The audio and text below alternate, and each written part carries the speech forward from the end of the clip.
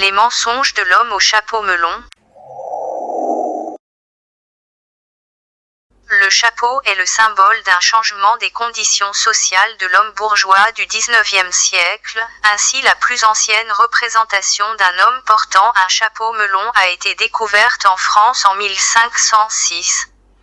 Le nœud de papillon est bien plus que de simples objets à porter, il devient un symbole de style capable de définir la personnalité de celui qui le porte. Il serait une déclinaison du foulard coloré porté par les cavaliers croates lors de la guerre de 30 ans, qui est à l'origine de la répression des protestants de la maison de Habsbourg, pour accroître leur hégémonie sur l'Europe. Donc, il s'agit d'un symbole de suprématie de l'homme blanc, et c'est à partir du mot « croate » que vient le mot « cravate ». Le personnage au chapeau peut s'agir soit l'américain Walt Whitman né en 1819, l'écrivain qui fait son bicentenaire anniversaire en 2019, et qui avait écrit un jour. Personne ne discutera plus de la grandeur de l'Amérique, insinuant la fin de l'hégémonie américaine, et de son retrait de la scène du Moyen-Orient. Cet écrivain a rédigé en pleine guerre d'annexion du Texas jusqu'alors province mexicaine, il écrivit « Oui, le Mexique doit être sévèrement châtié. Que nos armes soient désormais portées de manière à apprendre au monde entier que, bien que nous n'aimions pas les querelles, l'Amérique sait comment frapper, et connaît les moyens de s'étendre. » Alors, que l'Amérique latine verra aussi en 2019, le 500e anniversaire de la conquête de Mexico par Hernán Cortés. Et marquera le 100e anniversaire de la mort de Emiliano Zapata, qui mena la révolution mexicaine de 1910 à sa mort. Mais l'année 2019 marque d'un trait rouge, la 29e année de la conquête américaine au Moyen-Orient, et marque aussi le retrait des troupes américaines, et de ces djihadistes wahhabites sortis défectueuses des terres syriennes, face à la Russie, assistée par l'Iran et les combattants de Hezbollah. Ce qui explique l'emplacement de la figurine de Walt Whitman, précisément sur cette région. Ceci décrit parfaitement la métaphore des prophètes Moïse et Aaron face aux magiciens de Pharaon, décrite dans les versets 115 à 122 de sourate Les Murailles du Noble Coran. Bismillahirrahmanirrahim. Qalu ya Musa imma an tulqiya wa imma نكون نحن الملقين قال ألقوا فلما ألقوا سحروا أعين الناس واسترهبوهم وجاءوا بسحر عظيم وأوحينا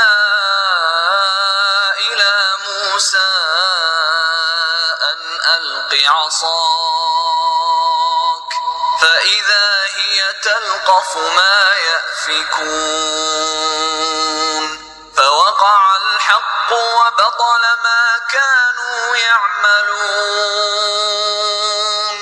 فغلبوا هنالك وانقلبوا صاغرين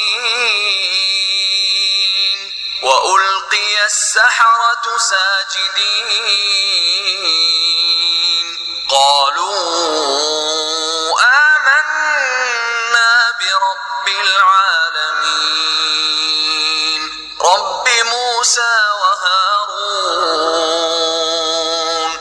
Il faut savoir qu'un tirage au sort similaire à celui du prophète Jonas a été préconisé pour le prophète Zacharie pour lui confier la garde de Marie, car les enfants d'Israël disaient « Nous avons plus de droit à propos de cette fille que Zacharie ». Alors ils ont fait un tirage au sort en utilisant les kalames, décrits explicitement dans le verset 44 de sourate La famille d'Imran. Tu n'étais pas là lorsqu'ils jetaient leurs kalames pour décider qui se chargerait de Marie? Tu n'étais pas là non plus lorsqu'ils se disputaient. La version biblique parle de Zacharie ayant été tiré au sort, il avait le droit d'entrer dans le lieu saint du temple pour l'entretenir et renouveler l'encens sur l'autel. On rapporte que chacun d'eux prit un roseau taillé en pointe dont on se sert pour l'écriture, et sur lequel chacun d'eux était inscrit son nom et le mit dans un endroit précis. On appela ensuite un adolescent pour en tirer un. Ce fut alors celui de Zacharie. Ils demandèrent à refaire le tirage au sort en jetant leur calame dans le fleuve et, celui dont le calame voguera à contre-courant, aura la garde de Marie. Le deuxième tirage au sort fut aussi en faveur de Zacharie. Ils lui demandèrent de procéder une troisième fois au tirage au sort et dire, cette fois-ci, que sera choisi celui dont le calame ira dans le sens du courant, alors que les autres iront à contre-courant. Là encore, ce fut Zacharie qui gagna le tirage au sort. Et c'est à lui qu'échut, par la force du destin, l'honneur de garder Marie. Et il aura l'annonce d'une naissance d'un fils prodige, on lit dans le chapitre 1 du livre de Luc, versets 9 à 13. Suivant la coutume des prêtres, le prophète Zacharie avait été désigné par le sort pour entrer dans le sanctuaire du Seigneur et y offrir l'encens. À l'heure de l'offrande des parfums, toute la multitude du peuple se tenait en prière à l'extérieur. Tout à coup, un ange du Seigneur lui apparut, debout à droite de l'autel des parfums. Quand Zacharie le vit, il en fut bouleversé et la peur s'empara de lui. Mais l'ange lui dit, « N'aie pas peur, Zacharie, car Dieu a entendu ta prière, ta femme Élisabeth te donnera un fils, tu l'appelleras Jean. » Encore, le mot calame est cité une deuxième fois dans Sourate Luqman, verset 27. Quand bien même tous les arbres de la terre se changeraient en calame. On trouve ainsi, dans ce verset une liaison directe entre calame et arbre. Ibn Jarir a rapporté, dans son Tariq, que les fils d'Israël soupçonnèrent Zacharie d'avoir fourniqué avec Marie, et tentèrent de le tuer. Celui-ci ne dut son salut qu'à sa fuite. On rapporte qu'il leur échappa et entra dans un arbre qui s'ouvrit pour lui, sur ordre de Dieu. Il y entra et le diable voulut le retenir, mais ne put saisir qu'un pan de son manteau. Ne pouvant l'en dégager, ils scièrent l'arbre, tandis que Zacharie se trouvait à l'intérieur. Voici, alors l'interprétation de cette métaphore. Après le saccage de la Libye, la Syrie se trouvant face au tournant inattendu des événements, met en œuvre depuis les événements de la Mecque fin septembre 2015. La Fédération de Russie se place aux commandes des manœuvres en Syrie et au Moyen-Orient, dans un vaste plan visant à mettre un terme à la tyrannie sioniste, et à nous délivrer des griffes de la cabale juive. La bataille d'Alep au nord de la Syrie peut être considérée comme le Stalingrad des groupes djihadistes de Daesh. La coalition menée par la Russie, avec l'aide militaire syrien et de Hezbollah, est en train de libérer les territoires occupés par les mercenaires financés par leurs parrains wahhabites oligarques, sur ordre de l'oncle Sam. Ancien poumon vert, de Damas, situé à l'est de la capitale de la Syrie, la Ghouta orientale est un fief rebelle qui fait, depuis 2013, l'objet d'un siège et de bombardements quasi quotidiens. La Russie a établi en Syrie, l'un de ses boucliers antimissiles les plus puissants, S-300 et S-400 et Pantsir-S, qui est en mesure de désactiver de manière sélective les dispositifs ennemis à l'aide d'un puissant brouilleur, rendant des objets invisibles au radar ennemi. Mais aussi de se protéger soi-même des systèmes adverses équivalents. Mais Israël met au point un système permettant de franchir la défense antiaérienne russe, nommé REW System. Les avions dotés du système REW seront capables de franchir cette défense. Soit le personnage qui se cache subtilement sous son chapeau, est l'écrivain et icône de la culture française du XIXe siècle, Victor Hugo. De retour d'exil en 1870, avec barbe et crinière blanche, il s'impose en justicier de la nation, décrit tel un homme lion abandonné sur un rivage désert.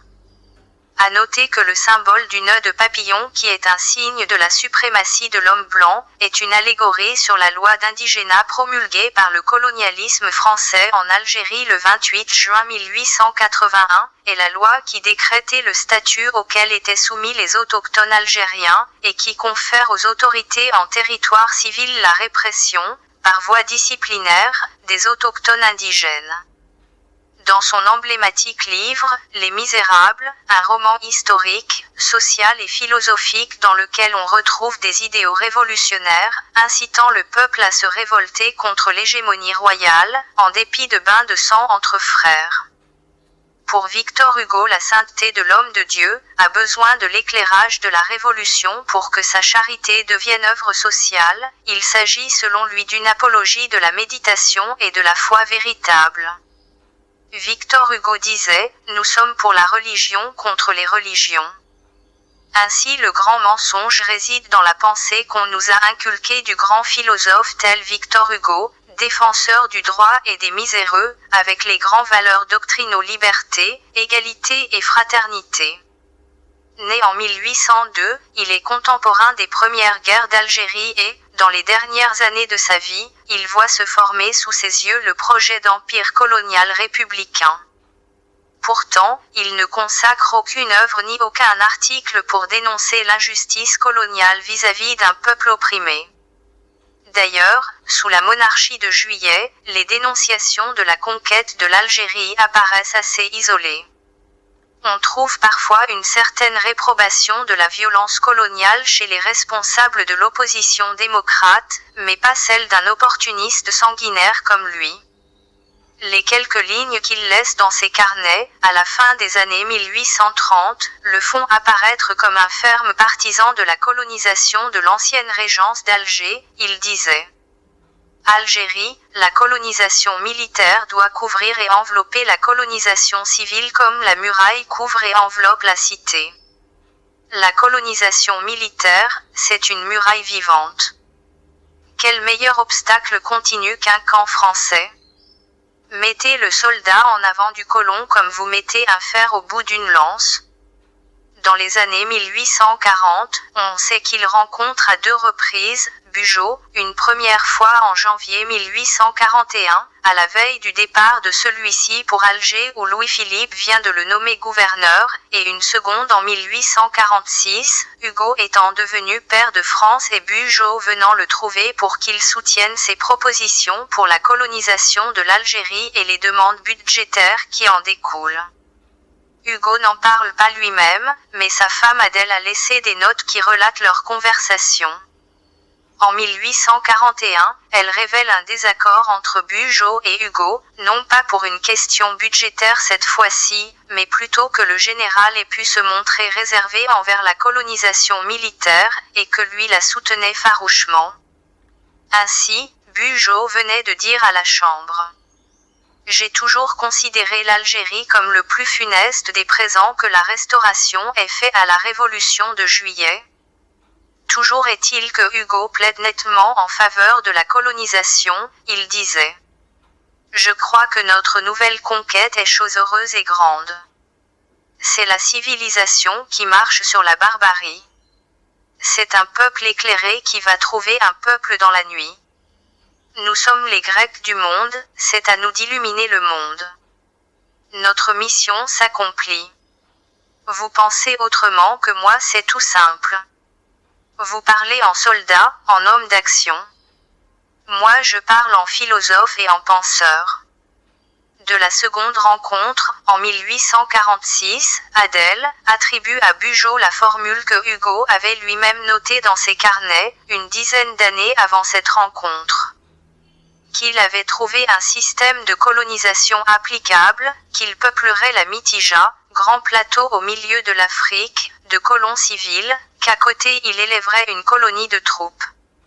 Il prit pour comparaison une lance, le manche serait le civil, la flèche serait la troupe, de façon que les 2 colonies se touchassent sans se mêler. Quelques années après, Hugo apprenant la nouvelle de la reddition d'Abdelkader en décembre 1847, il semble satisfait de la décision de Louis-Philippe de l'emprisonner en France alors que la liberté lui avait été promise. Et dans son discours à Paris 1849, il encouragera le colonialisme et dit: au lieu de faire des révolutions, on ferait des colonies, au lieu d'apporter la barbarie à la civilisation, on apporterait la civilisation à la barbarie. L'Asie serait rendue à la civilisation, l'Afrique serait rendue à l'homme. En 1851, quand il est contraint à l'exil par le coup d'État de Napoléon III, une courte note qui le montre informé et indigné de la barbarie de l'armée en Algérie. L'armée faite féroce par l'Algérie. Le général Le Fellow me disait: dans les prises d'assaut, il n'était pas rare de voir les soldats jeter par les fenêtres des enfants que d'autres soldats en bas recevaient sur la pointe de leurs baïonnettes. Ils arrachaient les boucles d'oreilles aux femmes et les oreilles avec, ils leur coupaient les doigts des pieds et des mains pour prendre leurs anneaux. Quand un arabe était pris, tous les soldats devant lesquels il passait pour aller au supplice lui criaient en riant: Cortar Cabeza. Le frère du général Marolles, officier de cavalerie, reçut un enfant sur la pointe de son sabre, encore des atrocités du général négrier. Colonel Pélissier écrivait: les Arabes fumaient vifs. Mais cette réflexion ne semble écrite que pour lui-même, comme si, lui si prompt à combattre l'injustice, il ne voyait dans ces épisodes scandaleux nulle matière à hurler fortement au scandale. Un peu plus tard, autour de 1861, il écrivait: Tlemcen, Mascara, Pélissier, Négrier, l'armée d'Afrique devient tigre.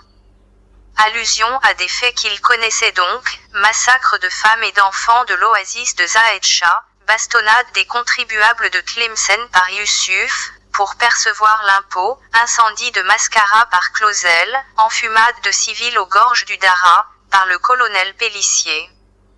Et violences sanguinaires déployées par le général Négrier, lorsqu'il commandait la province de Constantine, qui, bien qu'il soit défendu par Bugeaud, a provoqué son rappel en 1842 par le maréchal Soult, président du Conseil et ministre de la guerre. Dans Napoléon le Petit, il décrit ainsi l'armée tirant sur les hommes et les femmes: un chef de bataillon vociférait, entrer dans les maisons et tuer tout le monde. On entendait des sergents dire: taper sur les Bédouins, ferme sur les Bédouins. De même, à la fin de sa vie, il prononce en 1979, lors d'un banquet sur l'abolition de l'esclavage: l'Asie a son histoire, l'Amérique a son histoire, l'Australie elle-même a son histoire, qui date de son commencement dans la mémoire humaine, l'Afrique n'a pas d'histoire, une sorte de légende vaste et obscure l'enveloppe. Les deux peuples colonisateurs, qui sont deux grands peuples libres, la France et l'Angleterre, ont saisi l'Afrique, la France la tient par l'ouest et par le nord, l'Angleterre la tient par l'est et par le midi. Au XIXe siècle, le blanc a fait du noir un homme, l'Europe fera de l'Afrique un monde. Peuple, emparez-vous de cette terre. Prenez-la, à qui? À personne. Prenez cette terre à Dieu, prenez-la, non pour le canon, mais pour la charrue, non pour le sabre, mais pour le commerce, non pour la bataille, mais pour l'industrie, non pour la conquête, mais pour la fraternité. Dans son discours de 1879, il oublie tout ce qu'il sait des enfumades ordonnées par Bugeaud, pour céder aux mensonges coloniaux sur la colonisation pacifique et sur la terra nullius que constituerait l'Afrique. Décrivant ainsi le vrai visage du grand imposteur des fins des temps, voici alors l'antéchrist personnifié. La bataille de Onaïn est l'une des deux batailles mentionnées nommément dans le verset 25 de Sourate le repentir du noble Coran. Nos exégètes nous présentent la bataille de Onaïn comme une razzia qui opposa le messager paix et bénédiction sur lui et ses compagnons, aux tribus de Hawazin et de Thaqif en l'an 630, dans une vallée sur l'une des routes allant de la Mecque à Taïf. La bataille s'acheva par une victoire décisive pour les musulmans, qui firent de très nombreux captifs. Néanmoins, les historiens modernes n'ont pas réussi à reconstruire complètement le cours de la bataille sur terre d'Arabie, car les différentes sources musulmanes donnent des informations contradictoires, d'autant plus qu'aucune ville ni endroit appelé Hunayn n'est trouvé sur terre du Hijaz. Ce qui laisse à se demander si vraiment cette bataille a eu lieu du vivant du prophète paix et bénédiction sur lui, ou il s'agit d'un événement eschatologique futur prophétisé dans le Coran. Sinon, pourquoi Dieu désigne cet endroit inconnu du temps du prophète dans son noble Coran, si ce n'est pour nous mettre la puce à l'oreille, d'un des signes majeurs de la fin des temps, que va subir la communauté musulmane en Terre Sainte. Hunayn, est en effet un ancien port du royaume de Tlemcen, escale phénicienne et cité numide, abritait le plus important port de l'ouest de l'Algérie, il fut la voie méditerranéenne pour le commerce. Situé au centre de la partie littorale du massif des Trara, qui est un carrefour entre le Maghreb central et le Maghreb extrême avant de devenir aussi un point de passage privilégié sur l'axe nord-sud, soit entre la péninsule ibérique et la profondeur continentale de l'Afrique. La ville de Hunayn est présente dans divers écrits anciens, tels que ceux des historiens El-Bakri et El-Idrissi. Et où l'émir Abdelkader y a livré la fameuse bataille de Sidi Ibrahim, où il faillit mettre en déroute tout un escadron de l'armée française, et mettre fin à la présence française en Algérie. On dit que la seule défaite irréparable, c'est l'oubli. Au mois de septembre 1845, l'émir Abdelkader lança un appel à la guerre sainte, qui se propagèrent sur tout le territoire algérien contre les troupes françaises installées dans ce pays. La principale garnison française installée à la frontière algéro-marocaine, celle des Nemours, commandée par le lieutenant-colonel de Montagnac, fut avertie par un chef d'une des tribus des Soualia de la présence d'Abdelkader dans sa tribu dans le but de provoquer un soulèvement et demander, par conséquent, l'aide et la protection de l'armée française. Montagnac prit la décision de former une force expéditionnaire afin de s'opposer à la violation du territoire par l'émir. Arrivé aux abords de l'oued Sidi Ibrahim, l'officier décida d'établir son campement, puis il décida de charger et de réduire la révolte arabe, suivi de 3 compagnies de chasseurs avec une centaine de cavaliers et des chasseurs à pied. Parvenus au pied du Kerkour, soudain, un millier de cavaliers arabes cachés jusque-là derrière un pli de terrain surgirent, et dans un déluge de feu, de lances et de sabres sous le regard d'Abdelkader en personne, se ruèrent sur l'avant-garde française complètement désorientée. Très vite la plupart des officiers furent mis hors de combat, y compris le lieutenant-colonel Montagnac.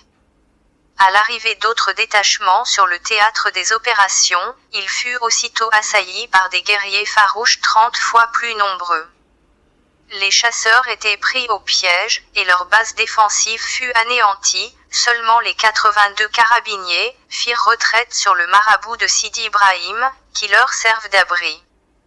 L'émir Abdelkader envoya des parlementaires pour obtenir la reddition des carabiniers, mais sans vain, ils réussirent par la suite à s'enfuir, pour finir décimés par les habitants de Ouled Ziri. Seulement 8 soldats français échappèrent au massacre et atteignirent l'entrée du poste de Nemours.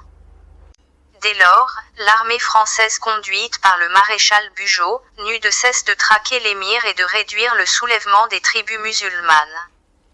Après avoir été abandonné par les tribus les plus fidèles à l'Est, et devant la politique de la terre brûlée pratiquée à l'Ouest par l'armée française, et le soutien marocain qui fait défaut, après le traité d'Abdelrahman de Tanger, Abdelkader accepta de se rendre sous condition, au général Louis de Lamoricière en décembre 1847, à Sidi Ibrahim, là précisément, où il avait remporté une de ses plus grandes et plus cruelles victoires et fut exilé, à la demande de Louis-Philippe, et gardé en captivité au château d'Amboise au lieu d'être autorisé à être conduit en Orient.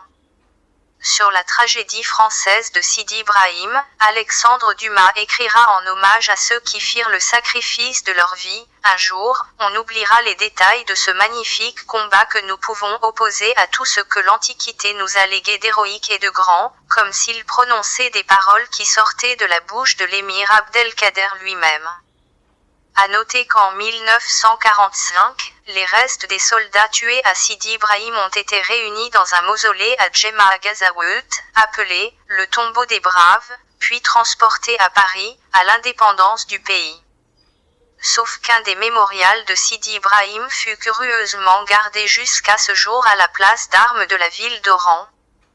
Pareil au 8e bataillon de chasseurs d'Orléans, qui arbore à ce jour, sur leur épaule avec fierté le nom de Sidi Ibrahim.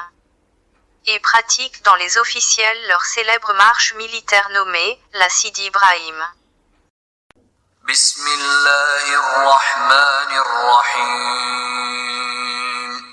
لقد نصركم الله في مواطن كثيرة ويوم حنين إذ أعجبتكم كثرتكم فلم تغن عنكم شيئا وضاقت عليكم الأرض بما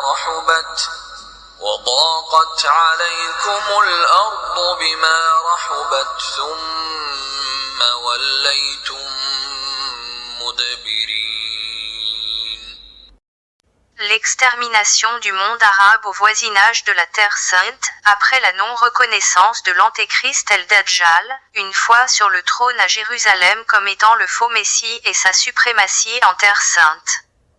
Et qu'un souverain vertueux Jésus va descendre l'exterminer, à la porte de Lude, et le remplacer sur son trône à Jérusalem avec la vraie religion d'Islam, est un fait décrit dans le Coran et le Hadith, et qui s'est déjà concrétisé en Terre Sainte de Jérusalem.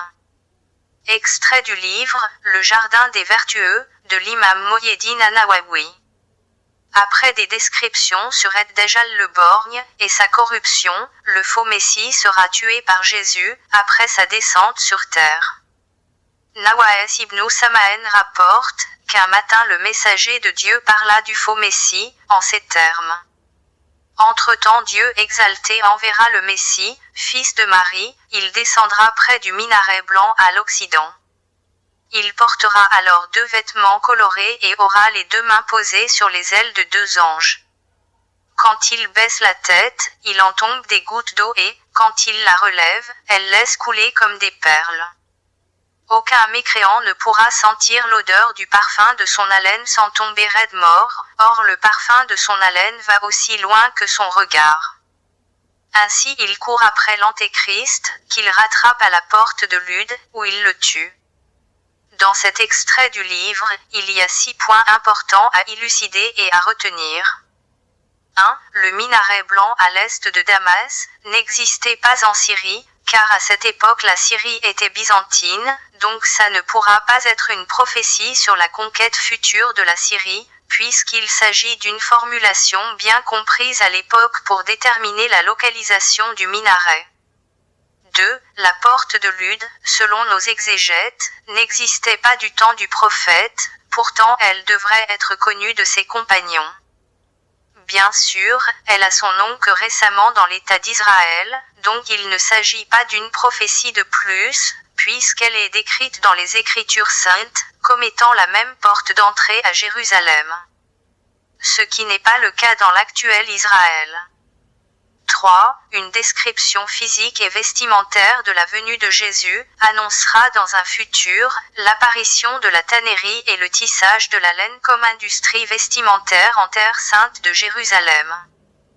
4. Jésus posant ses 2 mains sur les ailes de l'ange décrit bien une métaphore que tout le monde le constate et le reconnaît en terre sainte, celle du contrôle politique des 2 territoires de part et d'autre, du lieu du temple, lorsque l'Antéchrist el-Dajjal assiège la capitale de la Judée, la Médine de Jérusalem. 5. Aucun mécréant ne pourra survivre à l'odeur du parfum de son haleine sans tomber raide mort, aussi loin que le regard de Jésus, décrit l'éradication totale par son armée des traîtres et hypocrites qui suivent l'Antéchrist, en son temps. 6. Jésus en fin des temps, court après l'Antéchrist el-Dajjal, qu'il rattrape à la porte de Lude, où il le tuera, lorsqu'il va tenter d'en échapper de cette porte, ce fait témoigne d'une reddition de l'armée de l'Antéchrist à Jésus dans ce lieu précis. Par déduction, Lude n'est qu'une ville frontalière en terre sainte. c'est l'une des plus anciennes villes. Selon les Écritures saintes, la ville était fortifiée depuis l'époque de Josué fils de Nun. Le livre des Chroniques attribue sa fondation à la tribu de Benjamin. Et selon le livre d'Esdras, ses habitants sont déportés à Babylone après la destruction du temple. Plusieurs dirigeants spirituels juifs sont établis à Lude après la destruction du temple. Parmi ces sages, on compte Rabbi Eliezer, qui est un érudit riche, qui acquit une grande renommée en tant que professeur de droit traditionnel. Il a été obligé de quitter sa ville natale suite à une persécution, vers un endroit isolé, où il devient le gardien et le diffuseur de la tradition juive. Justement, au début de la période du Second Temple, la ville de Lude est rattachée à la province de Samarie et non à la province de Judée. Même après la conquête de la région par les Séleucides, Lude reste en Samarie, mais lors de la révolte des Maccabées, la ville est reprise par Jonathan, elle est alors rattachée à la Judée. Pendant toute la période hasmonéenne, Lude est une ville prospère et garde sa place en tant que localité centrale dans la plaine, sous Hérode. Flavius Joseph l'a décrit comme un bourg qui ne le cédait pas en grandeur à une ville, que lors de la deuxième révolte juive, après avoir réprimé la révolte en Galilée, le général Cestius Gallus passe par Lude, qu'il trouve vide, parce que ses habitants se sont rendus en pèlerinage à Jérusalem pour la fête de Sukkot, il est incendie alors la ville. Par la suite, la ville est prise par Vespasien pendant sa campagne militaire en Judée, bien qu'il semble qu'elle se soit rendue sans combat. Dans les monts de Tlemcen, à l'ouest d'Alger, on trouve les fossés d'effondrement et les dépressions, tels que le fossé de la ville de Sebdou. Culminant à 909 mètres d'altitude, la ville de Sebdou est située à 38 km au sud de son chef-lieu, Tlemcen. Ancienne base avancée de l'ère ottomane, elle a connu plusieurs conquêtes durant ces derniers siècles, où la tribu des Beni Ouriash fut la première à y habiter. Elle était parmi les tribus alliées à la régence d'Alger, car de par sa position stratégique cette petite bourgade a toujours été convoitée pour contrôler l'accès au sud saharien. De 1837 à 1842, l'émir Abdelkader y installa à son tour un campement militaire fortifié et un fossé protecteur. D'aucuns prétendent que c'est à Sebdou, dans un lieu bien connu, que fut signé le fameux traité de la Tafna entre l'émir Abdelkader et le général Cavaignac, après la lourde défaite française lors de la bataille de Sidi Ibrahim. Ce traité qui fut signé par les Français, le 30 mai 1837, près d'un gros chêne millénaire connu sous le nom de chêne Cavaignac, dont seul l'emplacement existe encore à Sebdou, puisqu'elle fut brûlée par vengeance en 1950. Reconnaissait l'autorité administrative de l'émir Abdelkader sur l'ensemble des terres orientales et occidentales au-delà des portes de fer du mont Babor. Encore, ce traité a livré entre les mains de l'émir Abdelkader les tribus Koulougli des Ouana, qui habitaient la Mitija et qui eut embrassé ardemment la cause française. Il a fait égorger ces traîtres en janvier 1838 sous les yeux des Français, ce qui a méprisé le sultan de Constantine, Bey Ahmed, étant lui-même Koulougli. En 1844, le général Lamoricière installa à Sebdou un poste après la soumission d'Abdelkader et l'incendie de Sasmala, par le général Bugeaud en février 1842, dont il brûlera tous les ouvrages contenus dans cet édifice, qui comptait ce qu'il paraît d'un fonds documentaire très riche. L'occupation de cette région était très importante du point de vue stratégique. Située aux confins des hauts plateaux et du Tel, elle commandait les routes permettant de protéger la porte du sud, elle surveillait ainsi les routes permettant, par le cours supérieur de la Tafna, de s'infiltrer du Maroc en Algérie à travers la tribu des Beni Essenous. Un fait historique décrit à l'époque d'Abdelkader après le massacre des Beni Amr par les cavaliers marocains de Moulay Abderrahman, l'émir s'est retiré à la Dera, nouvelle Smala mobile et a promis aux siens de tirer une vengeance éclatante de ce malheur des bourgades qui sont sous la direction du caïd d'Oujda, ainsi la plus grande frayeur règne parmi les tribus des deux côtés de la frontière. Les derniers événements du Maroc auraient mis la Daïra dans une grande consternation. Abdelkader aurait l'intention de se retirer dans le sud du côté de Figuig.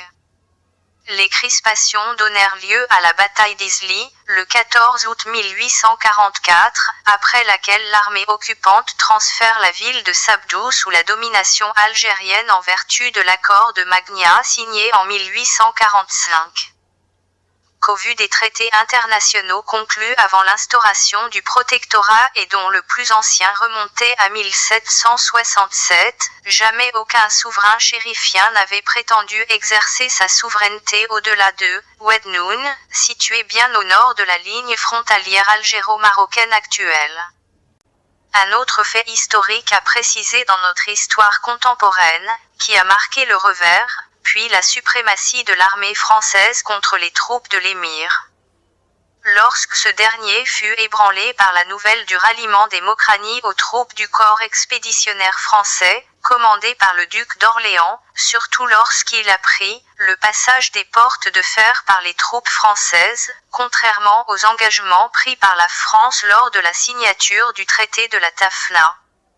L'émir, habituellement réservé, prononça une terrible malédiction contre ces gens, en ces termes, que leurs vœux ne soient jamais exaucés, que leurs prières ne soient jamais accueillies, qu'ils vivent dans l'opprobre et la misère, qu'ils tombent assez bas pour qu'un misérable juif puisse les soumettre à son pouvoir. Et cela conformément à ce qui est cité au verset 78 de sourate La table servie du noble Coran. Bismillahirrahmanirrahim. لعن الذين كفروا من بني إسرائيل على لسان داود وعيسى بن مريم ذلك بما عصوا وكانوا يعتدون. Ainsi le traité d'Oudaïbiya n'est rien d'autre que le traité de la Tafna, signé entre les musulmans de Médine et les autorités polythéistes qui occupaient la mosquée sacrée de Mecca.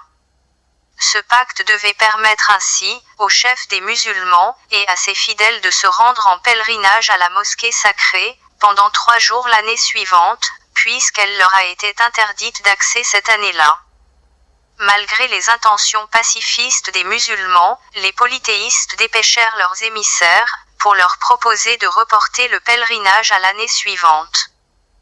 D'une part pour ne pas céder complètement à leurs demandes, et d'une autre part, pour ne pas se montrer devant tout le monde en position de faiblesse face aux musulmans. Ce traité prévoyait également une période de paix de 10 ans entre les deux parties. Mais les polythéistes brisèrent le traité l'année suivante, lorsque leur allié stratégique, qu'en est la tribu juive des Banu Bakr, attaquèrent les Banu Quza'a, alliés des musulmans, pour la domination sur l'un des axes routiers qui mènent vers la mosquée sacrée. Ainsi l'émir Abdelkader a utilisé le traité de Tafna, pour consolider son pouvoir sur les tribus de l'intérieur, établissant de nouvelles villes loin du contrôle français. Il a travaillé pour motiver la population sous contrôle français à résister par des moyens pacifiques et militaires. Mais, les Français enfreignent le pacte, lorsqu'ils revendiquaient à l'encontre du traité, le territoire qui comprenait la route principale entre Alger et Constantine. Lorsqu'ils ont eu l'accès, par traîtrise locale du passage stratégique des portes de fer.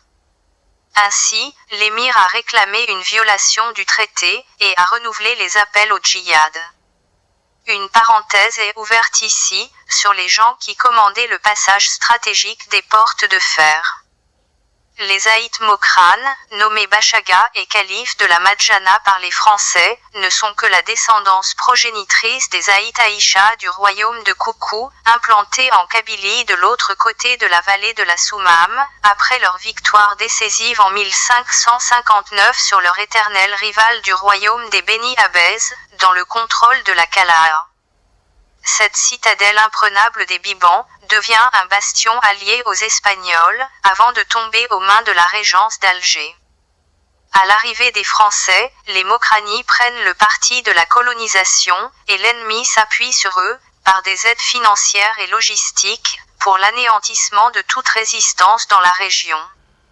Ainsi, ce royaume reste le dernier rempart, qui garde une apparence d'autonomie administrative, sous ses chefs traditionnels jusqu'en 1871. بسم الله الرحمن الرحيم وإذ أخذنا ميثاقكم ورفعنا فوقكم الطور خذوا ما آتيناكم بقوة واسمعوا قالوا سمعنا وعصينا وأشربوا في قلوبهم العجل بكفرهم قل بئس ما يأمركم به إيمانكم إن كنتم مؤمنين.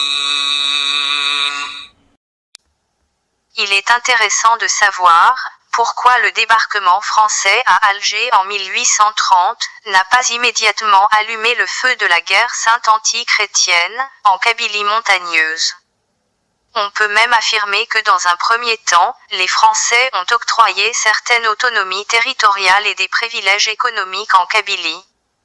Surtout, après la violation des troupes françaises du traité de la Tafna, lorsque l'émir Abdelkader, voulant affirmer son autorité aux yeux des Français aux portes de fer du mont Babor, est tenté d'étendre les frontières nord de son État de façon à englober la Kabylie.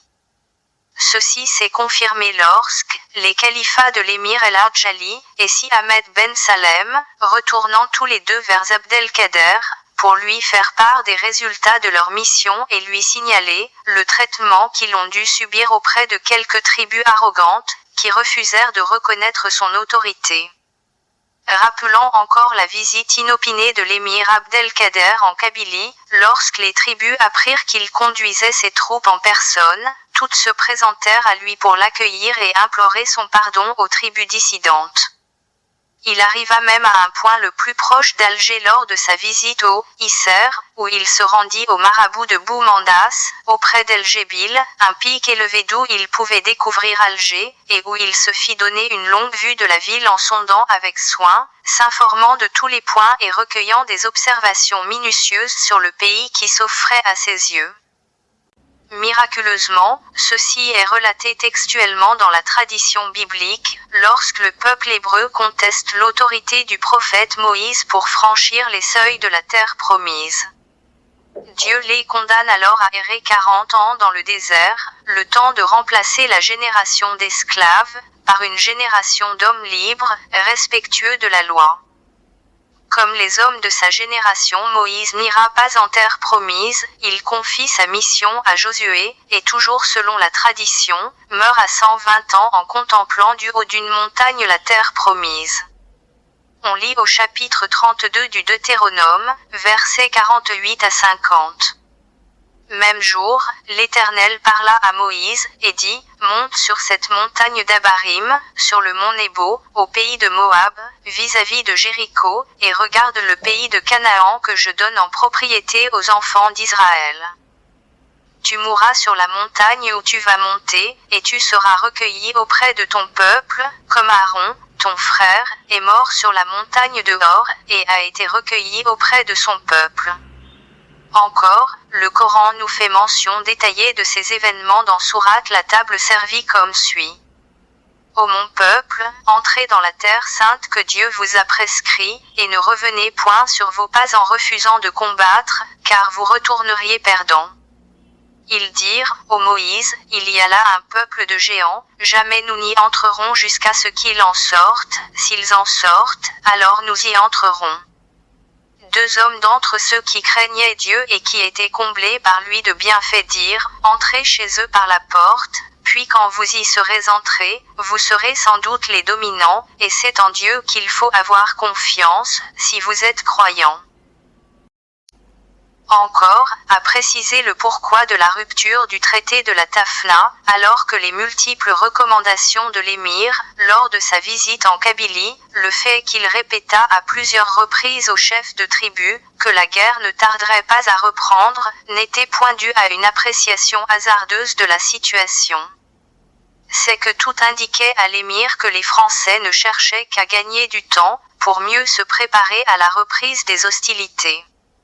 En effet, tout au long de la période qui suivit la signature du traité de la Tafna, les autorités d'occupation attendaient de choisir le moment propice pour dénoncer l'accord de paix et continuer la conquête.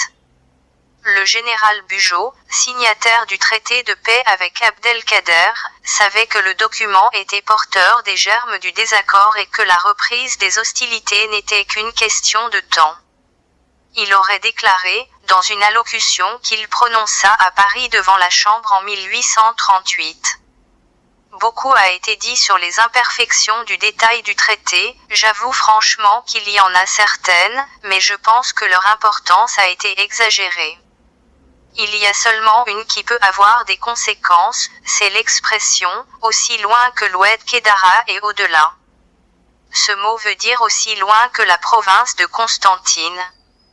Cette expression est certainement vague, mais on doit se rappeler que j'étais pressé par le temps, un vapeur m'attendait, il était impératif de décider soit de continuer la guerre, soit de signer la paix.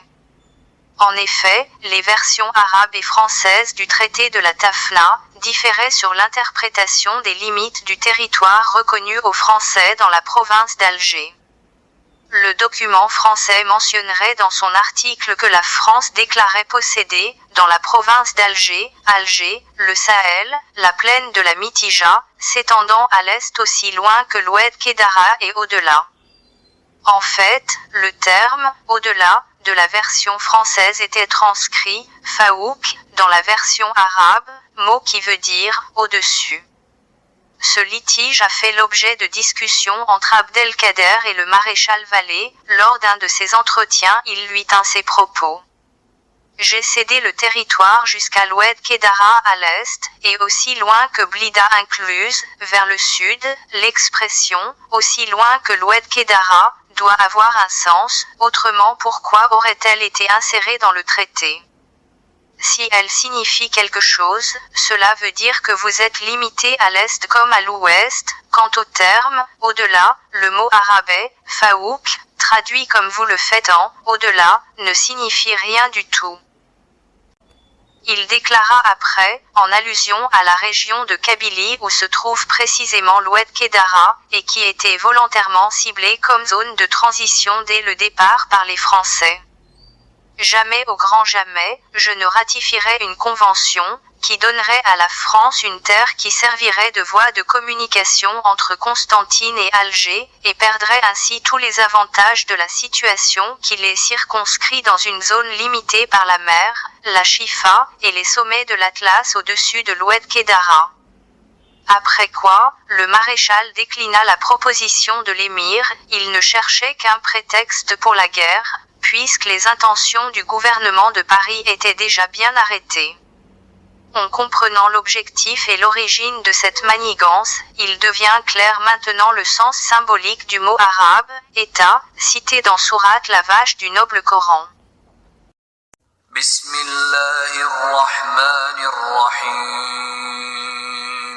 وإذ قلنا ادخلوا هذه القرية فكلوا منها حيث شئتم رغدا وادخلوا الباب سجدا وقولوا حطة نغفر لكم خطاياكم وسنزيد المحسنين فبدل الذين ظلموا قولا غير الذي قيل لهم فأنزلنا على الذين ظلموا رجزا من السماء بما كانوا يفسقون. Si vous n'êtes pas encore convaincus, voici un hadith prophétique parlant de Médine le temps du Dajjal ou l'Antéchrist qui nous dit: de la région de Médine, le trompeur partira pour la région de Syrie-Palestine. De son côté, l'émir des musulmans de l'époque aura bien résisté militairement aux tentatives de l'armée du trompeur, mais sans marquer d'avancée. D'ailleurs, de nombreuses personnes présentes aux côtés de ce émir auront laissé la vie dans la résistance à l'armée du trompeur. en référence à la bataille d'Isli de 1844, en rapporte que l'Antéchrist et son armée assiégeront cet émir, et un groupe de musulmans appelés Osba min al-Muslimin, ce sont des musulmans qui se trouvaient aux côtés de l'émir. L'expression Osba désigne bien une disposition particulière des troupes de l'émir, puisqu'il est dit encore que ces musulmans sont groupés en disposition de cercle, en référence à la smala de l'émir Abdelkader. Le hadith précise encore que cette osba de l'émir aura deux positions, elle serait soit à Afik, dans la vallée du Jourdain, sur le mont nommé Jabal el-Dukan, soit à Elia, sur un mont de Jérusalem ou Jabal Ilia, en terre sainte. Alors comment expliquer ces deux versions totalement différentes? Primo, soit il s'agit de deux groupes de personnes, les uns seront assiégés près de la cité, Afik, dans le prolongement de la vallée du Jourdain, et les autres le seront à Jérusalem. Secondo, soit il s'agit de différents épisodes, les musulmans assiégés étant d'abord à Aïlia à Jérusalem, avant de devoir se replier par la suite à Afik ou près de Afik. Le siège sera très éprouvant, où les assiégés souffriront terriblement de faim, en référence à la politique de la terre brûlée de l'ennemi. Pour attester ce hadith prophétique, voici encore le récit biblique qui relate ces faits avec une précision inouïe, de la fameuse révolte juive de Bar Kokhba lors de la deuxième guerre judéo-romaine en Terre Sainte. La guerre a touché uniquement une partie de la Terre Sainte et non l'ensemble de la Judée. Elle a duré au moins 3 années pleines, et a été prise très au sérieux par les autorités romaines. Les Judéens insurgés semblent avoir conçu une stratégie en 3 étapes, libérer le nord de la Judée pour établir des communications avec la Galilée, empêcher l'arrivée de renforts romains en bloquant les routes, reprendre Jérusalem afin de reconstruire le sanctuaire. Pour compenser leur infériorité militaire, les combats prennent la forme d'une guérilla rurale. Les insurgés s'appuient sur un dispositif de tours de guet, de forteresses perchées et d'habitats souterrains à partir desquels ils mènent leurs raids. Shimon Bar Kokhba est un patriote juif, instigateur et dirigeant de la deuxième guerre judéo-romaine. Son nom signifie en araméen « fils de l'étoile », il s'empare de la forteresse de Hérodion où il établit son quartier général, hormis les grottes situées près d'une source dans le désert de Judée, qui servirent de refuge pendant la révolte. Bar Kokhba organise une armée, instaure un État juif indépendant en Terre Sainte, projette de reconstruire le temple et fait battre la monnaie avec son tétradrachme d'argent, dont le revers est inscrit « pour la liberté de Jérusalem ». Il dirige ainsi un soulèvement contre les Romains, qui les oblige à se replier, en reprenant la majeure partie du pays. Les Romains, faisant face à une force juive fortement unifiée et motivée, sont complètement pris au dépourvu. L'annihilation d'une légion romaine entière avec ses auxiliaires oblige Rome à expédier pas moins de 12 légions, ce qui représente entre le tiers et la moitié de toute l'armée romaine, pour reconquérir la province rebelle. Désavantagé par le nombre et subissant de lourdes pertes, le meilleur général de l'époque Sextus Julius Severus fut rappelé pour reconquérir la province rebelle. Les Romains décident de pratiquer une tactique de terre brûlée, qui décime la population judéenne et entame petit à petit son moral et sa détermination à poursuivre la guerre. Bar Kokhba se replie dans la forteresse de Béthar, au sud-ouest de Jérusalem, mais les Romains avec l'aide des Samaritains finissent par la prendre, et massacrent tous ses défenseurs en 135. Selon le récit talmudique, Hadrian a vaincu sans succès à Béthar pendant 3 ans et demi, jusqu'à ce qu'un Samaritain ait prétendu que Éléazar de Modin avait conspiré avec lui pour rendre la ville aux Romains. Encensé à cela, Bar Kokhba a tué Éléazar. Dion Cassius rapporte que les troupes romaines auraient détruit 985 villages de Judée et que 180 000 Judéens ont trouvé la mort au combat, sans compter ceux, en plus grand nombre encore, qui sont morts de faim. à la suite de la défaite de Bar Kokhba, Jérusalem est rasée, interdite aux Juifs, et une nouvelle ville romaine, nommée précisément Aelia Capitolina, est bâtie sur son site. Le peuple hébreu fut massivement expulsé de son pays, et contraint de se disperser, c'est la diaspora, ou dispersion. Il est à préciser que l'empereur Hadrien a renommé la province romaine de Judée, pour la distinguer de la Syrie, en utilisant le nom des Philistins, afin d'humilier la population juive et d'effacer un pan de leur histoire en réattribuant à la terre de Judée le nom de ses ennemis. D'après les sources bibliques, les Philistins seraient venus de Caphtor, une cité qui figure dans des vestiges de Latakié, ou ville d'Antioche, située en Proche-Orient dans l'actuelle Syrie. Après avoir été probablement refoulés par la migration, leur population implantée en Canaan a dû s'accroître par les flots successifs de l'immigration.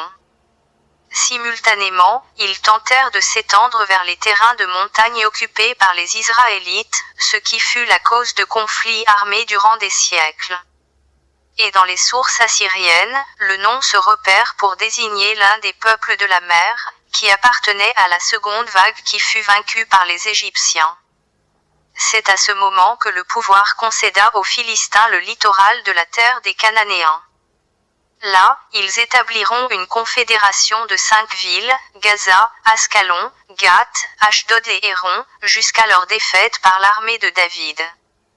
Cette pentapole fut gouvernée par des séranimes, qui formaient le conseil suprême du peuple, comme illustre le rôle de Tajmaat, dans l'organisation ancestrale de la société kabyle, des villes de Tizi Ouzou, Béjiaya, Buéra, Boumerdez et Kerata. Ce qui pourrait être confirmé aussi, par la découverte d'une stèle décrite par le baron Henri au capitaine en 1859, dite la stèle d'Abizar. Une dalle de grès numidien qui était utilisée en réemploi comme seuil de porte au hameau du village d'Abizar, en Grand Kabylie. Représentant probablement Agelide des Berbères, schématisé par un cavalier au visage rond et barbe pointue, qui tient de la main gauche le bouclier rond et 3 javelots, et une main droite levée. Les inscriptions parfaitement lisibles dont les études épigraphiques et linguistiques montrent l'influence phénicienne, pourrait-on reconnaître en berbère moderne, Adraramelal, ou la montagne blanche du Jurjura. Mais ce qui est intéressant à savoir, est que ces partis belliqueux au sein même du peuple juif, sont tous décrits par le Coran, comme des sectaires déchaînés, dans Sourate les Bestiaux, verset 65. Dit, il a le pouvoir de susciter contre vous un grand châtiment venu, d'au-dessus de vous, ou bien de dessous vos pieds, ou bien de vous diviser en groupes sectaires, pour faire en sorte que les uns goûtent le préjudice causé par la violence des autres. Un tel, Baès, peut prendre des dimensions considérables qui le propulsent au niveau d'un grand châtiment. Il est alors désigné comme Baès Shadid, force de nuisance terrible, qui correspond à des massacres causés par des gens qui se sont dépouillés eux-mêmes de toute compassion. On lit dans Sourate les fourmis, verset 33. Elle, la reine de Saba, dit: Oh, vous les membres du Conseil, répondez-moi au sujet de cette affaire, je ne déciderai rien dont vous ne soyez témoins. Ils dirent, nous sommes détenteurs d'une puissance et d'une force de nuisance terrible. Ces hommes, qui ont abandonné le vrai culte divin, se décrivent eux-mêmes comme des machines de guerre, dans la mesure où ils décident, en s'abandonnant à leurs instincts les plus violents, de faire usage, comme le rappelle le Coran dans Sourate le fer, de la force destructrice qui est dans le fer, c'est-à-dire des armes. Le contenu du Baès Shadid est explicite encore dans 2 versets, qui font état des serviteurs envoyés par Dieu pour détruire 2 fois de suite Jérusalem, afin d'éprouver les fils d'Israël. Tous ces tueurs sont des pillards mécréants, ennemis du peuple d'Israël, tel le peuple philistin, décrit dans Sourate le voyage nocturne, verset 5. Lorsque l'accomplissement de la première de ces 2 promesses est venu, nous envoyâmes contre vous certains de nos serviteurs dotés d'une force de nuisance terrible, qui pénètre à l'intérieur des demeures, et la prédiction fut accomplie. ou encore les peuples de Gog et Magog, qui se manifesteront à la fin des temps décrits encore dans Sourate la victoire éclatante, verset 16. Dit à ceux des Bédouins qui restèrent en arrière, vous serez bientôt appelés contre des gens d'une force redoutable. Vous les combattrez à moins qu'ils n'embrassent l'islam, si vous obéissez, Dieu vous donnera une belle récompense, et si vous vous détournez comme vous vous êtes détournés auparavant, il vous châtiera d'un châtiment douloureux. Il est rapporté aussi dans les écrits bibliques que ce peuple de la mer s'oppose encore à Jésus, notamment dans le livre de Néhémie, les gens d'Ashdod s'opposent à la reconstruction du temple de Jérusalem, et le prophète éponyme du livre proscrit de se marier avec des femmes de ce pays. Ainsi, l'histoire de 3 messagers qui allèrent dans une ville pour appeler son peuple à adorer Dieu l'unique, cité dans Sourate Yassine, nomme la ville en question, Antioche ou Latakié, où vivait un roi idolâtre. Dieu lui envoya d'abord 2 messagers, puis un 3e messager en soutien, mais ce roi les traita à chaque fois de menteurs. Selon Cheikh Mohamed Ali Essabouni, le récit décrit dans cette sourate concerne les habitants de la ville d'Antioche, qui avaient rejeté le message des envoyés de Dieu. Cette sourate est également connue pour avoir sauvé le prophète paix et bénédiction sur lui, lors de son voyage à Médine, et d'avertir les mécréants des conséquences désastreuses de leur reniement de la prophétie, de leur tyrannie et de leur moquerie à l'égard des messagers de Dieu. Selon certaines sources, les messagers ont été envoyés par Dieu à l'époque du prophète Jésus. Qatada ibn Di'ama assure qu'ils étaient des apôtres envoyés par Jésus aux habitants d'Antioche. D'après Ibn Jurayj, les noms des 2 premiers messagers étaient Simon et Jean, alors que le 3e se prénommait Paul. Ils seront traités de menteurs et pourchassés et même liquidés par ces incrédules, du fait qu'ils étaient des simples humains comme eux, et non des anges, mais le bon Dieu les rendra puissants et leur accordera la victoire sur leur ennemi, d'où l'évocation dans cette même sourate, du jour de l'examen ultime, ce même jour, où les mécréants seront séparés des pieux. Ainsi apparaît clairement l'identité des 3 messagers de la cité, qui devrait apparaître lors de la résurrection des morts en terre sainte de Jérusalem. Représentant des chefs incontestés qui ont marqué l'histoire de l'indépendance de l'Algérie coloniale du joug français, et subissant tous les 3 une opposition farouche des chefs kabyles, 2 d'entre eux sont contemporains, à savoir le pionnier de la politique algérienne et le chef du parti du peuple algérien, Messali El Hadj, et le chef du FLN et de la zone autonome d'Alger, Mohamed Larbi Ben Midi. Vient par la suite le chef d'état-major de l'armée des frontières, et le président algérien, Mohamed Boukarouba alias, Ouari Boumedienne, dont les Kabyles lui vouaient une haine viscérale à cause de son intransigeance vis-à-vis des questions de l'unité territoriale, culturelle et religieuse de la nation algérienne.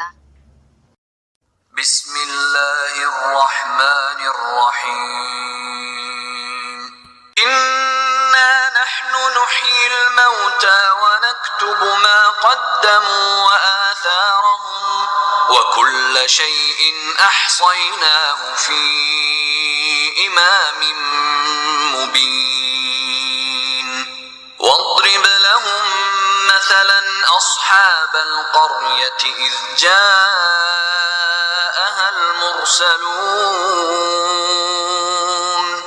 إذ أرسلنا إليهم 2 فكذبوهما فعززنا بثالث فقالوا إنا إليكم مرسلون قالوا ما أنتم إلا بشر مثلنا وما أنزل الرحمن من شيء إن أنتم إلا تكذبون قالوا ربنا يعلم إنا إليكم لمرسلون وما علينا إلا البلاغ المبين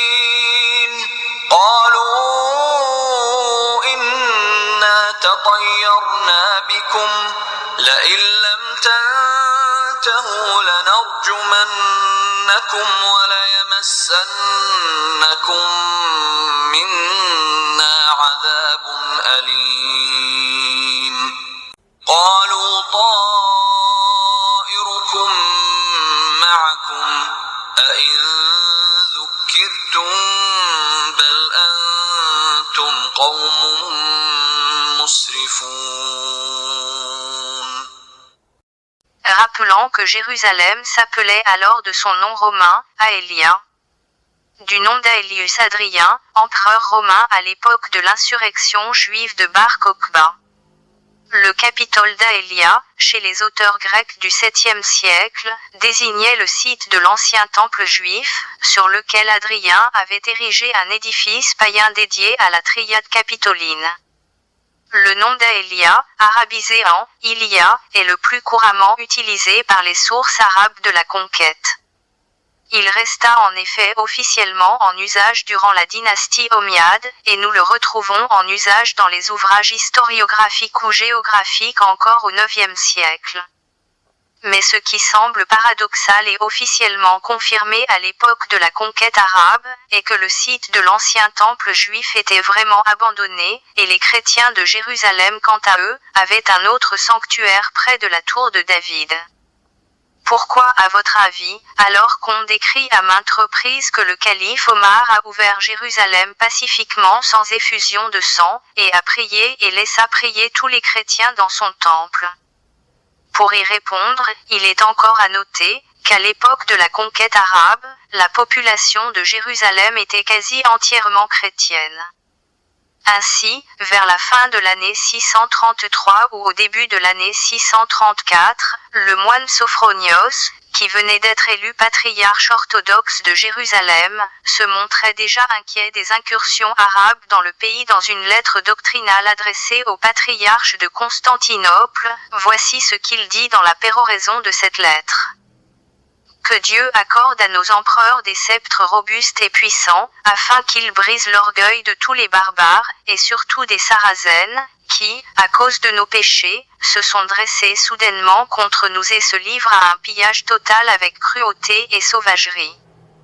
Sophronios se révèle encore plus inquiet dans un autre sermon, dont la date n'est pas précise, lors d'une fête de l'Épiphanie. D'où vient que les incursions barbares se multiplient et que les phalanges sarazènes se sont levées contre nous? Pourquoi tant de destruction et de pillage? D'où vient que l'effusion de sang est devenue continuelle, et que les cadavres sont la proie des oiseaux du ciel? Pourquoi les églises détruites et la croix outragée? Abomination de la désolation à nous prédite par le prophète, les Sarazènes parcourent des contrées qui leur sont interdites, saccagent les villes, dévastent les champs, livrent les villages aux flammes, renversent les saints monastères, tiennent tête aux armées romaines, remportent des trophées à la guerre, ajoutent victoire sur victoire, s'alignent en masse contre nous et se vantent de dominer le monde entier en imitant leur chef continuellement et sans retenue. Le paradoxe dans l'histoire reste que selon les récits islamiques, la reddition de Jérusalem eut lieu sous le deuxième calife d'Omar, mais les sources grecques contemporaines n'en donnent pas la date et le nom d'Omar n'y apparaît point. Il faudra attendre la fin du siècle suivant pour que le nom d'Omar apparaisse en tant que conquérant de la ville sainte, chez Théophane, puis chez les auteurs arabes au cours du IXe siècle, bien que les informateurs de ces derniers ne soient pas unanimes sur la question. Il est à noter également que les chroniques syriaques contemporaines de l'événement paraissent silencieuses à son sujet et il semble que Jérusalem, selon l'expression de Guatin, tomba sans que l'histoire en fît un événement considérable, entre les mains d'un chef de tribu peu connu. Pour la date de cette reddition, les indications des auteurs arabes flottent entre 636, 637 et 638. Baladuri, dans les conquêtes, présente successivement trois brèves versions différentes de l'événement. Le général arabe qui encercle la ville puis en négocie la reddition, avant d'en référer à Omar n'est pas le même partout, et même les conditions de la reddition n'y sont pas identiques. Dans une de ces versions, il est dit explicitement qu'Omar était venu en personne pour ratifier ces conditions, les deux autres ne le disent pas précisément. Ya'aqubi, qui situe les événements plutôt en l'an 16 Hégire équivalent à l'an 637, observera ceci. Certains disent que les habitants d'Ilia demandèrent à Abu Ubeda, que ce soit le calife qui conclut la paix avec eux, sans évoquer directement le nom d'Omar. Ensuite, il se rendit à Jérusalem, sur la base d'un accord de paix à propos duquel il leur donna un écrit. Enfin, le géographe al-Bakri fait état d'un récit selon lequel Omar envoya à Jérusalem un homme de la tribu des Jadila, qu'il a conquis sans combat et sur la base d'un traité de paix. Ce récit est opéré encore par le théologien Théophane le Confesseur, relatant la rencontre entre Sophronios le patriarche et un calife. Celui-ci serait venu à Jérusalem pour recevoir solennellement la reddition de la ville, et qu'alors le seul changement notable ait été l'autorisation donnée aux Juifs, chassés en 630 par Héraclius, de se réinstaller à Jérusalem. Il semble cependant que nous ayons, dans ce récit, un écho des récits islamiques tardifs où la légende d'Omar conquérant de Jérusalem avait eu le temps de prendre corps. Donc le récit transmis par Théophane n'est pas une sorte de mise en scène, destinée à répliquer à la légende triomphaliste d'Omar. Puisqu'en regard à exaucer l'église des Jérusalémites, le patriarche Sophronios n'est plus en opposition avec ce calife comme il est décrit avec les Sarazènes, au contraire tant de fois évoquant la simplicité des mœurs du calife comme suit. Le calife entre dans la ville sainte en pacificateur, habillé de vêtements sales et déchirés en poils de chameau. C'est avec beaucoup de condescendance que Sophronios, voyant les vêtements sales et déchirés du calife, lui offre des vêtements neufs. Mais le calife ne consent à les revêtir que le temps de faire laver les siens, puis il les restitue. Les auteurs chrétiens ultérieurs continueront à broder sur cette rencontre historique, outre le fait qu'aucun des textes contemporains ou proches de ce temps-là ne mentionne Omar comme constructeur d'un oratoire sur l'esplanade. L'histoire des vêtements sales et déchirés dont on retrouve la trace encore chez Al-Tabari, décrit les faits mais en citant cette fois-ci Omar, avec une transposition des lieux. Tout se passe non pas à Aelia avec Sophronios, mais à Eilat, sur le golfe d'Aqaba avec un évêque local, lequel n'est pas nommé.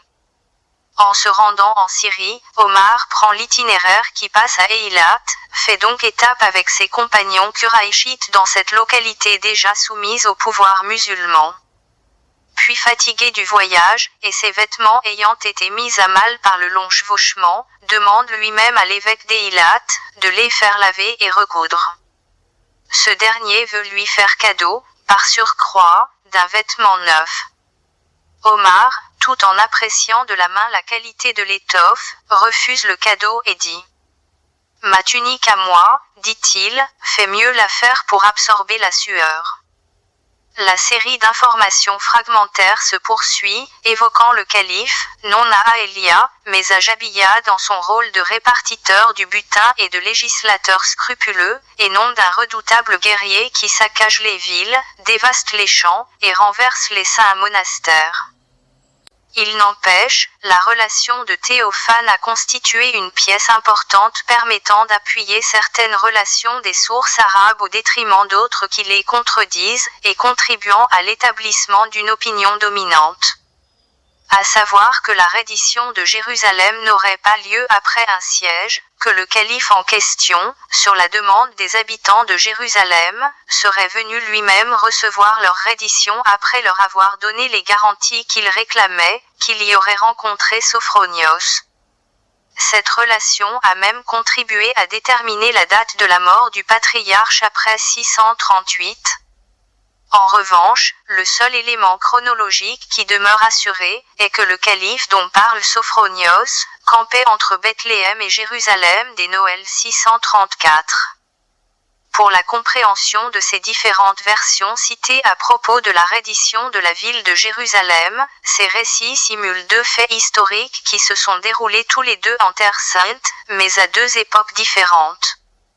l'une attribuée faussement au calife Omar, avec la venue sans prétention guerrière d'un prédicateur de paix portant des habits sales et déchirés, et qui aurait rencontré leur prêtre Sophronios, qui après avoir reconnu en lui les qualités d'un prophète, il lui a prêté allégeance en un lieu où il campait entre Bethléem et Jérusalem. Puis, il se rendit à la ville comme libérateur, sur la base d'un accord de paix à propos duquel il leur donna un écrit. Ce récit fait allusion directe au prophète des musulmans, qui campait avec ses compagnons près de Médine, et qui a délivré les Ariciens du joug des Romains après lui avoir porté allégeance sous l'arbre, avant d'entrer à Médine comme sauveur et libérateur. Selon les récits, il semble plutôt qu'après la victoire décisive au Yarmouk, il se rendit à Jabiya en Terre Sainte, où il y vint tenir conférence avec les chefs des tribus, et prendre les décisions nécessaires relatives au partage du butin et à d'autres points d'organisation. Il est probable que ce fut à Jabiya qu'il reçut une délégation des habitants de Jérusalem venus lui demander allégeance, décrivant explicitement le fameux hadith authentique des gens de laine, dit en arabe, Ashabi Soufi. L'écho des attentes messianiques juives est perceptible encore dans Al-Tabari, dont le récit est attribué faussement à Omar. Alors, qu'aucune des versions de ce récit n'ait indiqué qu'Omar se rendit lui-même à Aélia. Ainsi, lorsque ce calife arriva à Jabiya, un juif lui prédit qu'il ne retournerait pas dans son pays avant que Dieu lui ouvre les portes d'Aélia. À ce moment-là arriva une foule de gens d'Aélia qui firent là leur soumission. À la suite de quoi ce calife devint le maître de la ville, puisque le récit décrit qu'un juif vint à sa rencontre et lui dit « Que la paix soit sur toi, ô sauveur, Farouk, c'est toi le maître d'Aélia. » Le récit se poursuit, mais on y apprend de plus que le mot Farouk est l'arabisation du mot araméen, Poruk, ou Poruko, qui dans la Bible en syriaque, signifie « sauveur », « libérateur » ou « rédempteur », alors qu'on trouve à ce qualificatif singulier, « tranché », une signification arabe endogène, celui qui tranche entre la vérité et le mensonge. C'est toujours avec le qualificatif de « Farouk » que le calife Omar est désigné par les musulmans aujourd'hui au lieu de leur premier adepte et prophète Mohammed, qui devrait être le Farouk, et le plus juste parmi ses contemporains. Les réciteurs s'appuient à ce sujet, non sans que cela soit contesté, sur une tradition selon laquelle il aurait été surnommé ainsi par le prophète lui-même. Cette tradition se réfère à un témoignage attribué à Aïcha, l'épouse du prophète, plusieurs années après la mort de ce dernier. Alors que le deuxième récit de Sophronios ne peut désigner qu'une conquête militaire, avec le siège puis le désastre de la ville, qui a pour conséquence la destruction et le pillage du temple en question. On estime que ce fut Amer ibn Elas, et non Omar qui reçut la capitulation de la ville. Par divers recoupements entre les sources, on arrive à la conclusion que les conquérants entrèrent à Jérusalem bien après le premier événement après un siège de 2 ans d'où ressort la version citée par El-Tabari, qui ne parle de Sophronios. Il s'agit toujours des habitants de la ville, sans qu'aucune notabilité en émerge, même lorsqu'il est question d'établir les conditions de leur soumission. Une fois, cependant, apparaît un moine, le moine d'Eilat, de façon apparemment incidente. Le moine vient proposer ici au calife de confectionner du mou pour ses troupes, ce mou est sans danger, dit-il, car, cuit jusqu'à réduction au tiers, il n'est pas alcoolisé. Omar accepte la boisson, et en décrète souverainement la licéité. On ne voit pas que ce moine expert en boissons réconfortantes soit le patriarche de Jérusalem. Mais s'il s'agit de lui, son rôle est dérisoire, il consiste simplement à faire valoir Omar en tant que législateur sur les boissons licites et illicites. L'anecdote, en effet, est centrée sur la question de la licéité de la consommation du mou. Celle-ci, dit l'informateur, fit aussitôt l'objet de consignes strictes de la part du calife Omar dans des lettres adressées aux généraux de ses troupes. ce qui justifie l'interdiction progressive de la consommation de l'alcool par nos exégètes au temps du calife Omar quant à l'interprétation des versets coraniques en vigueur. Quant à la venue personnelle d'Omar à Jérusalem durant son califat, est également contradictoire, puisqu'aucune des récits contemporains de Sophronios n'apparaît le nom d'Omar. Pourtant, c'est à lui que la légende attribuera la prise et la possession religieuse de la cité sainte au nom de la nouvelle religion, en construisant sur l'esplanade ce que, durant longtemps, on appellera la mosquée d'Omar, en Palestine. D'autant plus la description de Sophronios, cette fois-ci dans son sermon, illustrant l'événement par des exemples tirés de la Bible. Jérusalem était entourée par les Agarènes, comme autrefois la cité de David l'avait été par les Philistins, de même que l'accès du paradis avait été interdit à Adam par l'épée flamboyante de l'ange, ainsi l'accès à Bethléem était, en ce dimanche jour de Noël, interdit aux chrétiens, en raison de leur faute, par le glaive barbare et sauvage des Sarazènes, dégainé et plein d'une cruauté véritablement diabolique. La surdétermination de l'image d'Omar en tant que conquérant de Jérusalem, est d'époque postérieure à la période des conquêtes au Proche-Orient. Elle fut peut-être, dès les débuts du 8e siècle, une sorte de récupération ambiguë de la ville sainte autour de lui, effectuée par les clercs, en réaction contre la politique antérieure du calife omeyyade, Abdel Malik ibn Marwan, celui-ci, voulant contrecarrer les prétentions du calife rival de la Mecque, Ibn el-Zubayr, avait tenté de remplacer le pèlerinage à la Kaaba par le pèlerinage au dôme du rocher dont il était le réalisateur à Jérusalem. C'est dans un long récit, repris encore par El-Tabari, qu'apparaît le mieux la récupération des lieux saints juifs de Jérusalem au profit de l'islam, et au détriment des attentes messianiques juives d'une part, et du triomphe affiché en 631 par l'Empire byzantin, d'autre part, lorsqu'Héraclius y avait ramené solennellement la relique de la croix.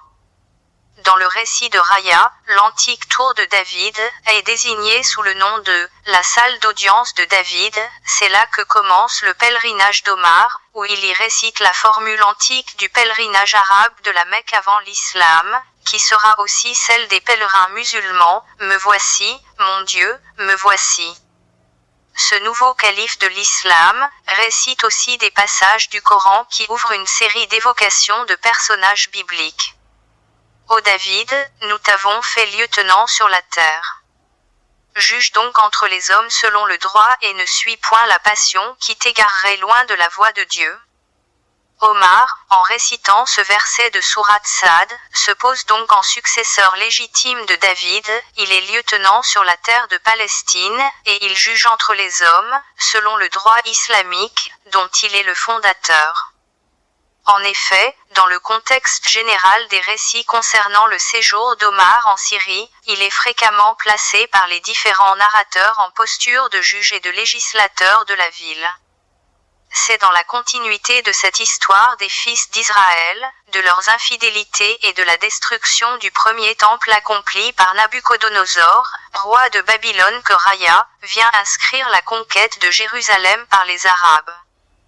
On sait de plus, que c'est à lui qu'est attribuée l'instauration du pèlerinage à la Mecque, au sanctuaire d'Abraham, dont il aurait eu l'inspiration avant que le verset coranique en soit descendu sur le prophète de l'islam. À la tour de David, Kaaba Labar, le rabbin juif encore indécis, a été soigneusement laissé de côté. Surveillez-le-moi, avait ordonné le calife Omar avant de pénétrer dans le palais de David, et d'y réciter ses sourates. Sollicité par ce dernier pour donner son avis sur l'orientation de l'oratoire à construire pour la prière des conquérants, il lui propose de l'orienter en direction du rocher. Il est donc toujours attaché à son appartenance judaïque. Omar le lui fait remarquer, « Tu te conformes au judaïsme ?» lui dit-il. Dans le récit de Raya, la partie qui se joue entre le calife de l'islam Omar et le rabbin juif Kaaba Labar est donc importante. En dépit des attentes du grand rabbin juif, il ne s'agit pas de restaurer le temple et ses rites, mais de lui substituer un lieu de prière islamique orienté vers la Kaaba, la tour de David, ou la tour de Babylone, un rival au vrai temple de Dieu, afin d'assurer leur commerce en ces lieux, d'où le sens voulu derrière l'expression divine. Ils ont auparavant cherché à semer la discorde, et vous inversez les commandements, dans le verset 48 de sourate le Repentir. بسم الله الرحمن الرحيم لقد ابتغوا الفتنة من قبل وقلبوا لك الأمور حتى جاء الحق وظهر أمر الله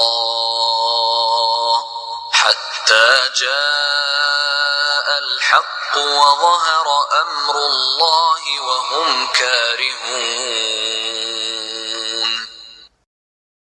Voici encore un autre symbole ésotérique, qui se découle de la figurine de l'homme au chapeau melon, ciblé à côté par un appareil, iPhone, à QR code.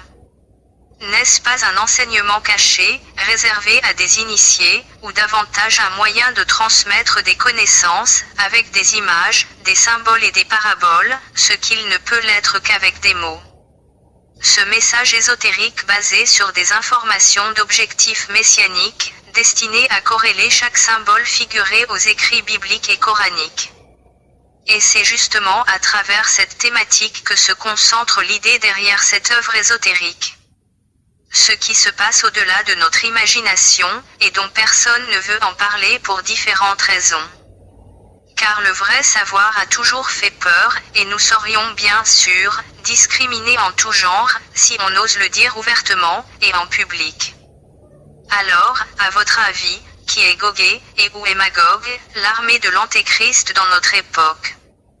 Maintenant, grâce à de nouvelles et stupéfiantes découvertes archéologiques et génétiques, nous possédons d'incroyables preuves qu'en fait, Magog est situé dans le sud de la Russie, dans le Caucase, et Gog est le nom du grand dirigeant du royaume de la Khazarie. La Khazarie est la terre de peuples turcs non sémites, qui se proclament faussement juifs. De la Khazarie du 8e siècle, ces peuples païens, s'étant convertis au judaïsme de secte ashkénaze, qui la science génétique le confirme ne sont pas de la descendance du prophète Abraham et donc, pas israélites de souche. Avez-vous déjà entendu parler de « voleurs d'identité » ? Eh bien, c'est ce qu'est l'État sioniste, ou la fausse Israël. Il s'agit d'un sommet en fait, de vol d'identité. Depuis des siècles, cette puissante élite s'est propagée en Europe de l'Ouest, de façon stupéfiante fuyant la Russie orthodoxe, incrustant le sommet de tous les secteurs politico-financiers d'Occident. Voilà également pourquoi Paul dit « Tous ceux qui sont d'Israël, ne sont pas pourtant Israël. Ce ne sont pas ceux qui sont enfants de la chair, qui sont enfants de Dieu, seuls les enfants de la promesse sont réputés pour semences. » Gog est la force tapie, derrière la création de la matrice au pouvoir monétaire mondial, et dans laquelle nous vivons tous aujourd'hui. Gog œuvre avec une armée de fanatiques, s'étant associé au pouvoir décisionnel de tous les gouvernements soumis, depuis des centaines d'années comme prêteur sur gage, avec le contrôle total des ressources naturelles, afin d'introduire son nouvel ordre mondial. Parjurer des faux sentiments religieux, basés sur une politique d'illogisme, utilisée du matin au soir pour mystifier la vérité divine, et bannir la pensée collective de la société. Détenus par des soi-disant sages ou maîtres du monde, se prenant ou désirant être au niveau de Dieu, s'asseoir comme élite monarchique, au-dessus des gouvernements complètement contrôlés, dépeuplés, assujettis et rendus esclaves, dont l'unique fonction sera de les servir. Ce qui pourrait conduire à la pire destruction que le monde ait connue. Toujours la même volonté de cette élite qui, au-delà de l'argent et du pouvoir humain, est prête à tout sacrifier pour toucher l'œuvre de Dieu. Cette même élite parasitaire, qui ambitionne d'accomplir les prophéties apocalyptiques jusqu'au chaos final. Vous demanderez à vous-même, pourtant comment cela se peut-il ? À cause d'un manque total de compréhension à savoir qui est exactement Gog et Magog. Des millions de gens croient que l'accomplissement final de cette prophétie est sur le point d'arriver. Le livre d'Ézéchiel prophétise que, dans les derniers jours, Gog, dirigeant démoniaque de la terre de Magog, va monter contre Israël, lequel sera mis au monde du sein des nations. Il fondra comme une tempête et conquérera le pays déjà dévasté, et il le retiendra en otage.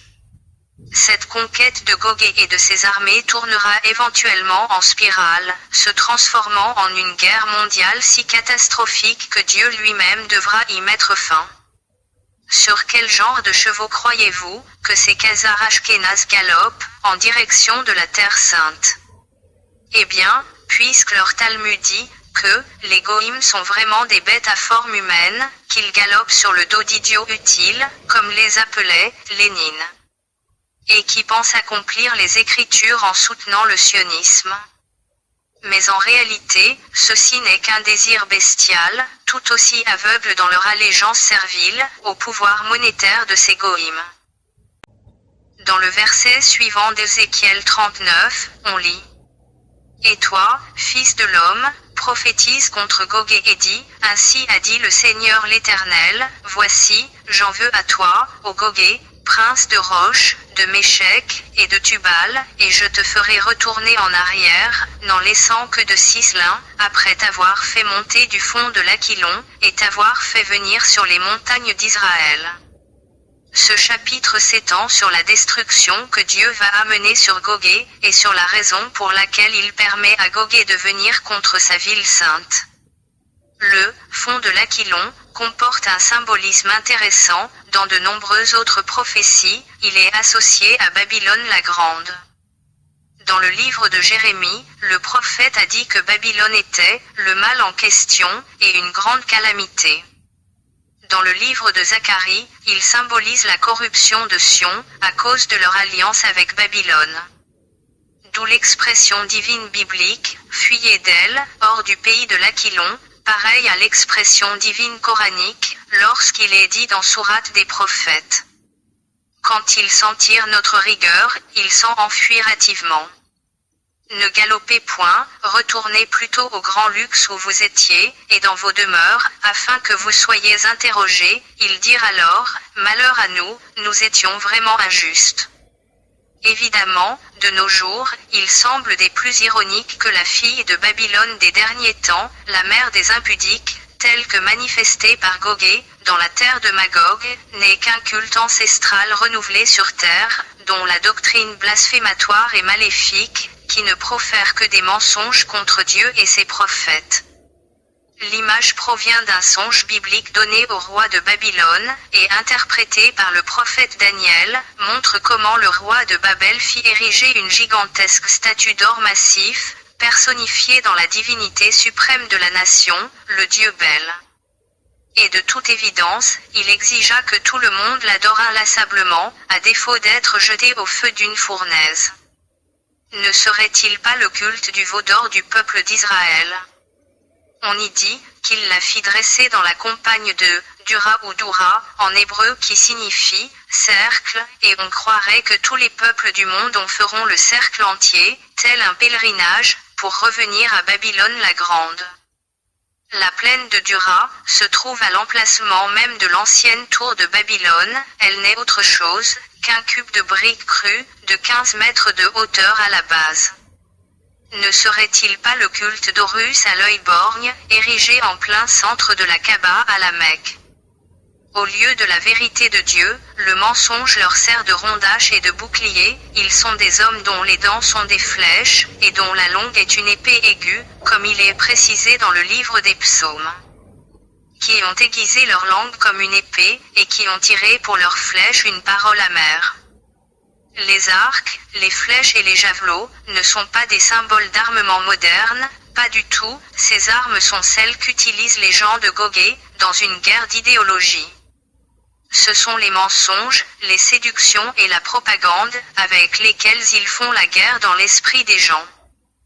Dans les Écritures saintes, nous voyons le sort final de Gog et Magog, le Seigneur les détruira par l'esprit de sa bouche, et les anéantira par son illustre avènement. Le prophète Ésaïe prophétisa ce jour.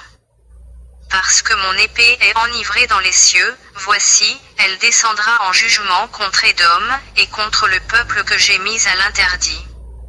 Le pays d'Édom, et le prétendu pays des montagnes enceintes d'Israël, Dieu mettra le feu en Magog, et des crochets de fer seront mis dans leurs mâchoires, et il y aura une grande tuerie au pays d'Édom, où il ne sera plus permis au peuple élu, de souiller le nom de Dieu par leur folle doctrine. C'est le grand jour de la colère du Seigneur, dont ont parlé tous les prophètes et messagers de Dieu.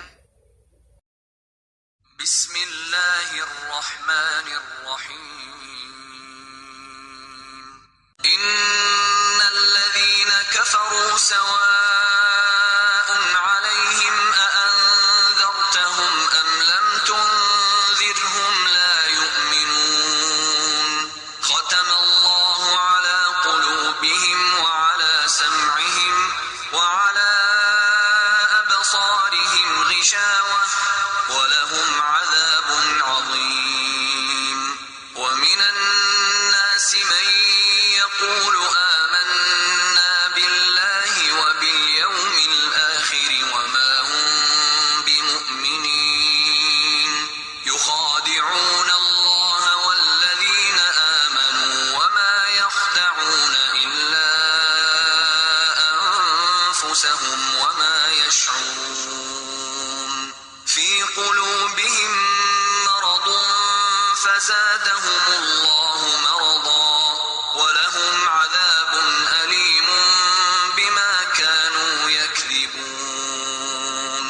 وإذا قيل لهم لا تفسدوا في الأرض قالوا إنما نحن مصلحون ألا إنهم هم المفسدون ولكن لا يشعرون وإذا قيل لهم آمنوا كما آمن الناس قالوا أنؤمن كما آمن السفهاء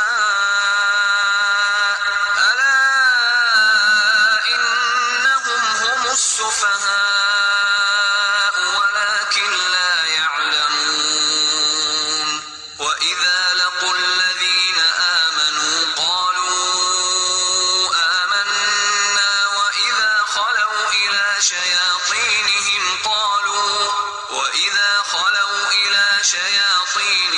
قالوا إنا معكم إنما نحن مستهزئون الله يستهزئ بهم ويمدهم في طغيانهم يعمهون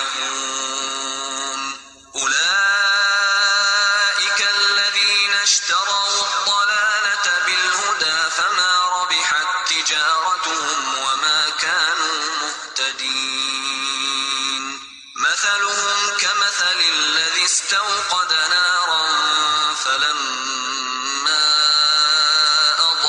أضاءت ما حوله ذهب الله بنورهم وتركهم في ظلمات لا يبصرون صم بكم عمي فهم لا يرجعون